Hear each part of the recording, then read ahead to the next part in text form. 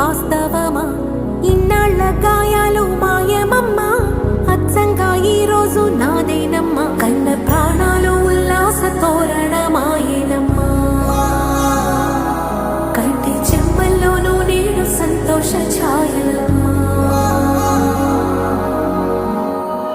నమ్మ